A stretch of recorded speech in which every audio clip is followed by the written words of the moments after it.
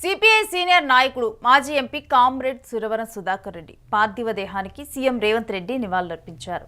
CPI అగ్రనేత సురవరం సుధాకర్ రెడ్డి మరణం పట్ల సీఎం రేవంత్ రెడ్డి సంతాపం తెలియజేశారు. అనంతరం కుటుంబ సభ్యులకు సానుభూతిని వ్యక్తం చేశారు. ఆయన మరణం ఎంతో బాధాకరమని ఆవేదన వ్యక్తం చేశారు.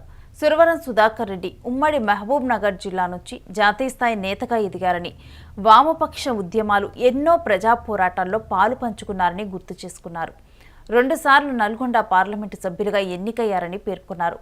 దేశ రాజకీయాల్లో తనదైన ముద్ర వేసిన గొప్ప నాయకుడిని కోల్పోయామని సీఎం రేవంత్ రెడ్డి దిగ్భ్రాంతి వ్యక్తం చేశారు.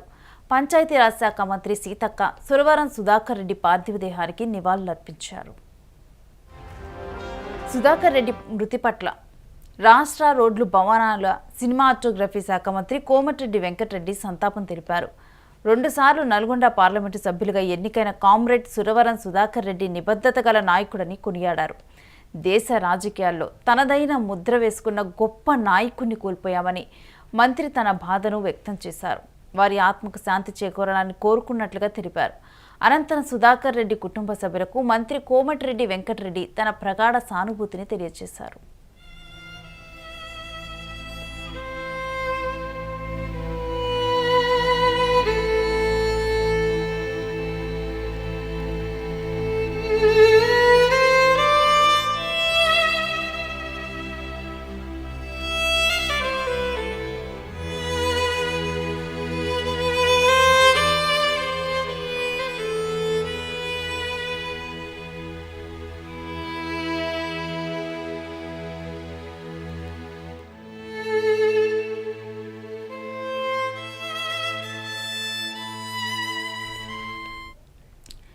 సిపిఐ సీనియర్ నాయకుడు మాజీ ఎంపీ కామ్రేడ్ సురవరం సుధాకర్ రెడ్డి పార్థివ దేహానికి పలువురు నివాళులర్పించారు. అధికారిక లాంఛనాలతో కూడా ఆయన అంత్యక్రియలు జరగనున్నాయి. సిపిఐ అగ్రనేత సురవరం సుధాకర్ రెడ్డి మరణం అయితే తీవ్ర దిగ్భ్రాంతికి గురిచేసింది అని చెప్పి కూడా సీఎం రేవంత్ రెడ్డి సంతాపం తెలియజేశారు. ఇక పలువురు అక్కడే సీతక్క వాళ్ళందరూ ఉన్న దృశ్యాలను కూడా మనం చూస్తున్నాం. సీఎం రేవంత్ రెడ్డి వెంట మిగిలిన నాయకులు కూడా ఉండి వారు కూడా సంతాపం తెలియజేశారు. అయితే ఎంతో గొప్ప వ్యక్తిత్వం ఉన్న వ్యక్తి సురవరం సుధాకర్ రెడ్డి. ఆయన ఎన్నో ఉద్యమాలు చేశారు. ఆయన ఉద్యమాలు ఎప్పటికీ కూడా గుర్తుండిపోయే ఉద్యమాలు. ఆయన ఎంతోమందికి స్ఫూర్తిని నింపారు. యువతని రాజకీయాల్లో ప్రోత్సహించడంలో ఆయన తనదైన ముద్రను వేశారు. ఆయన పాల్గొన్న ప్రతి ఉద్యమంలోనూ ఆయన ముందుండి నడిపేవారు. కొన్ని ఉద్యమాలు మాత్రమే వెలుగులోకి వచ్చాయి. చాలా ఉద్యమాలు ఆయన మెయిన్గా ఉండి నడిపిన ఉద్యమాలు కొన్ని వెలుగులోకి రాలేదు. అయినప్పటికీ కూడా ఆయన తనదైన ముద్రను వేశారు. ఆయన పాలిటిక్స్లో కానీ ఒక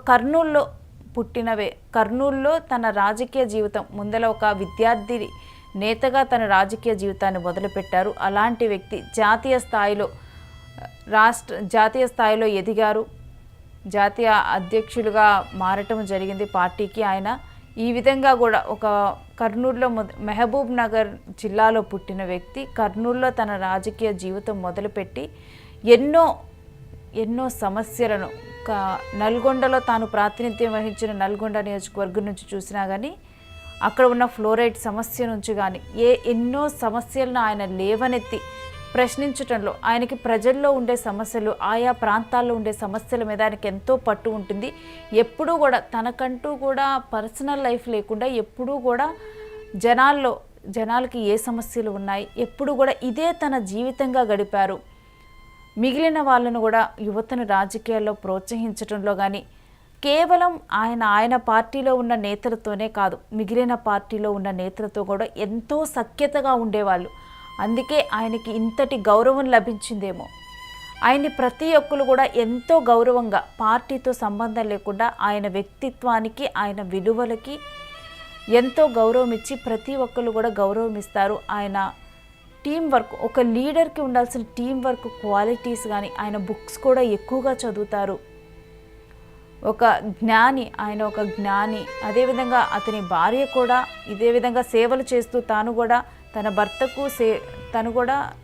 తన భర్త ఏదైతే బాటలో ఉన్నారో అదే బాటలో తాను కూడా నడిచారు. ఈ విధంగా కూడా అతను చాలామందికి స్ఫూర్తిగా నిలిచారు. అదేవిధంగా తన తండ్రి పెదనాన్న వాళ్ళు కూడా జనాల్లో ఉన్న వ్యక్తులుగానే తన పెదనాన్న కూడా సురవరం సుధాకర్ రెడ్డి పెదనాన్న సురవరం ప్రతాప్ రెడ్డి ఆయన ఒక చరిత్రకారుడు. మరోవైపు తన తండ్రి వెంకట్రామరెడ్డి ఆయన కూడా సాయుధ పోరాటాల్లో పాల్గొన్నారు. తెలంగాణ సాయుధ పోరాటాల్లో పాల్గొన్న వ్యక్తి. అలాంటి కుటుంబం నుంచి వచ్చిన సురవరం సుధాకర్ రెడ్డి ఆయన కూడా ఎప్పుడూ ప్రజా సమస్యల గురించి గొంతుక విప్పుతూ ఆయన మాట్లాడితే, ఆయన స్పీచ్ ఇస్తే అనర్గళంగా మాట్లాడగలరు. అదేవిధంగా ఎన్నో భాషలు కూడా, కేవలం తెలుగు మాత్రమే కాదు మిగిలిన భాషల్లో కూడా, ఇంగ్లీష్లో, వీటన్నిటిలో కూడా ఆయన చాలా బాగా మాట్లాడగలడు. ఈజీగా గ్రాస్పింగ్ పవర్ ఉంటుంది. ఆయన మాట్లాడితే ఏదైనా స్పీచ్, ఏదైనా అంశం గురించి మాట్లాడితే అందరూ కూడా ఆయన స్పీచ్ వినటానికే ఆ మీటింగులకు కూడా వెళ్ళే పరిస్థితి ఉంటుంది. అటువంటి వ్యక్తి నిజంగా కూడా ఒక గొప్ప పొలిటీషియన్ని, ఒక నాయకుడిని కోల్పోవటం అనేది కూడా నిజంగా చాలా బాధాకరం. అయితే చివరి రోజుల్లో ఆయన ఆరోగ్యం బాగోక ఆయన పాలిటిక్స్లో యాక్టివ్గా లేరు. అయినప్పటికీ కూడా విలువైన సలహాలు, సూచనలు కూడా ఆయన ఎన్నో అందించారు. ఆయన ఎన్నో మార్పులు కూడా తీసుకొని వచ్చారు. ఓటు హక్కు, ఇప్పుడు మనకి 18 సంవత్సరాలకు ఓటు హక్కు రావటానికి ఉద్యమించిన వ్యక్తి ఆయన. 21 సంవత్సరాలు ఉన్న ఓటు హక్కును 18 సంవత్సరాలకి రావాలి అని చెప్పి ఉద్యమించిన వ్యక్తి. యువతని రాజకీయాల్లో ప్రోత్సహించిన వ్యక్తి. తారతమ్యాలు లేకుండా, మరోవైపు స్త్రీలకి ఎక్కువ పర్సంటేజ్ కూడా, ఎక్కువగా కూడా స్త్రీలు రాజకీయాల్లోకి రావాలి అని చెప్పి ప్రోత్సహించిన వ్యక్తి. ఎన్నో విలువలు, వ్యక్తిత్వంతో కూడిన వ్యక్తి. అటువంటి సురవరం సుధాకర్ రెడ్డి నిజంగా కూడా కోల్పోవటం అనేది రాజకీయాల్లో తీరని లోటు. అందుకే ఆయనకి అంతటి గౌరవం లభించింది. అరుదైన వ్యక్తులు అంటే వ్యక్తిత్వం ఉన్న పొలిటీషియన్స్, రాజకీయ నాయకుల్ని చాలా తక్కువ మందినే చూస్తాము. అలాంటి వాటిలో ఆయన ఒకరు. ప్రతి ఒక్కరితో కూడా ఒక అనుబంధం అనేది ఆయనకి ఉంటుంది. చుట్టూ ఉన్న వ్యక్తులతో ఆయనకు ఒక అనుబంధం అనేది ఉంటుంది. అందరూ కూడా ఆయన అదే విధంగా అత్యుత్తమంగా గౌరవిస్తారు. ఇవాళ ఆయనకి నివాళులు అర్పించేందుకు తెలంగాణ సీఎం రేవంత్ రెడ్డి, అదేవిధంగా మంత్రి కోమటిరెడ్డి వెంకటరెడ్డి, సీతక్క వీళ్ళందరూ కూడా రావటము జరిగింది. వారందరూ కూడా బాధతో ఆయనకి నివాళులు అర్పించారు. అధికారిక లాంఛనాలతోనైతే చివరి కార్యక్రమం పూర్తి కానుంది.